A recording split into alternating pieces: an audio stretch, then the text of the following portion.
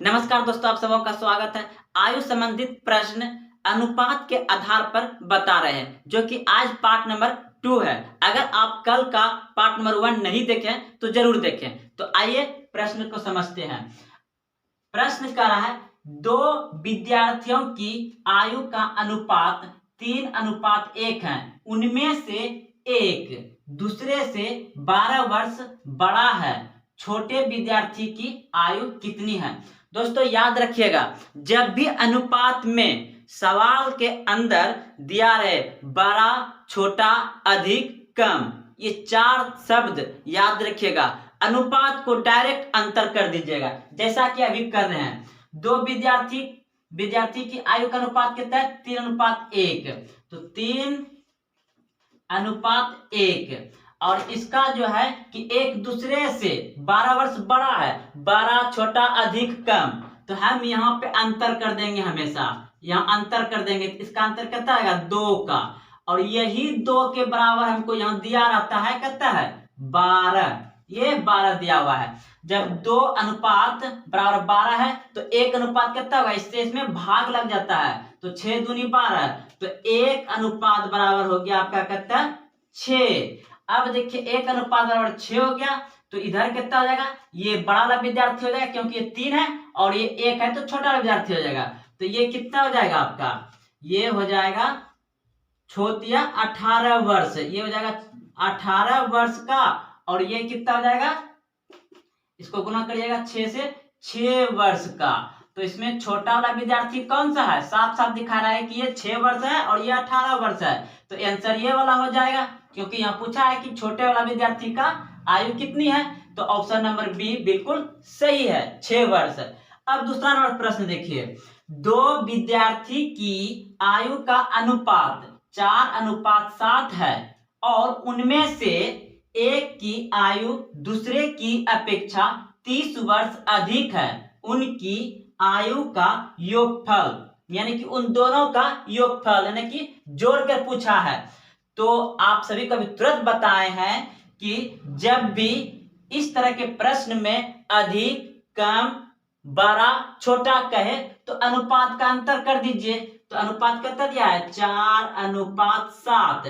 तो इसका अंतर कितना हो जाएगा? यहाँ पे 3 का, ये 3 का हो गया। यही 3 के बराबर हमको यहाँ दिया हुआ है। कितना दिया हुआ है?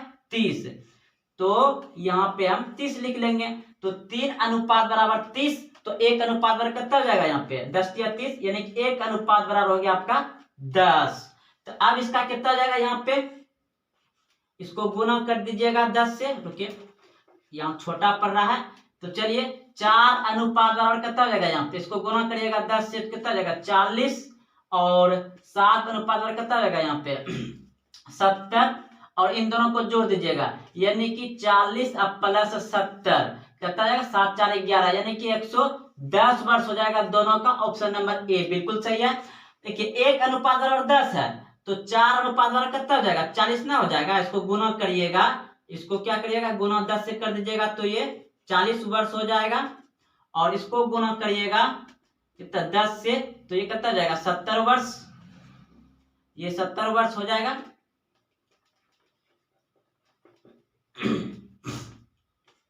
ये 70 वर्ष हो जाएगा। और 7 4 11, यानी कि 110 वर्ष। ऑप्शन नंबर ए आपका बिल्कुल सही है। तो चलते हैं अगले प्रश्न की ओर। तीसरा नंबर सवाल है, दो व्यक्तियों की आयु का अनुपात 4:9 है और उनमें से एक की आयु दूसरे से 50 वर्ष अधिक है। उनकी आयु का योग कितना वर्ष होगा? देखिए दो व्यक्ति का अनुपात कितना दिया हुआ है? 4:9 दिया हुआ है। जब भी इस जगह आपको कम, ज्यादा, छोटा, बड़ा कहे तो अनुपात में क्या कर दीजिएगा? अंतर कर दीजिएगा। इसका अंतर कितना हो जाएगा? 5 का। ये 5 का। यहां पे आपको कम, अधिक, ज्यादा, बड़ा, छोटा कुछ भी आएगा तो समझ लीजिए कि इस अनुपात का अंतर ही कर दीजिएगा, और वही अंतर के बराबर आपको ये 50 वर्ष दिया हुआ है। ये 50 दिया हुआ है। तो 5 अनुपात बराबर 50 है, तो 1 अनुपात बराबर कितना हो जाएगा, ये 1 अनुपात बराबर हो जाएगा 10, क्योंकि 10 पचे 50। अब देखिए ये हो जाएगा आपका कितना, ये हो जाएगा आपका, इसको गुना करिएगा 10 से, यानी कि 4 अनुपात बराबर कितना हो जाएगा, 1 अनुपात बराबर 10 है, तो 4 अनुपात बराबर कितना हो जाएगा 40।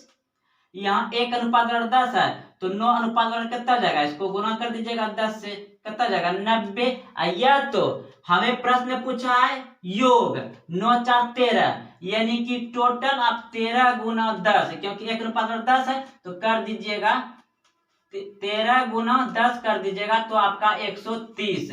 यहां भी आप जोड़िएगा 9 4 13 और 0 है, 130 आ जाएगा। तो ऑप्शन नंबर बी बिल्कुल सही है। तो इस प्रश्न में आप हमेशा याद रखिएगा, छोटा बड़ा अधिक कम कहेगा तो आप डायरेक्ट अनुपात को अंतर कर दीजिएगा, और जो अंतर आएगा यही अंतर के बराबर यहाँ पे प्रश्न में दिया हुआ रहता है।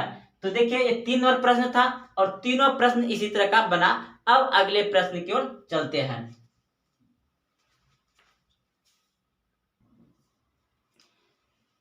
4 नंबर प्रश्न देखिए, x तथा y की वर्तमान आयु 4:5 के अनुपात में है तथा 5 वर्ष बाद वे 5:6 के अनुपात में होगी। y की वर्तमान आयु है।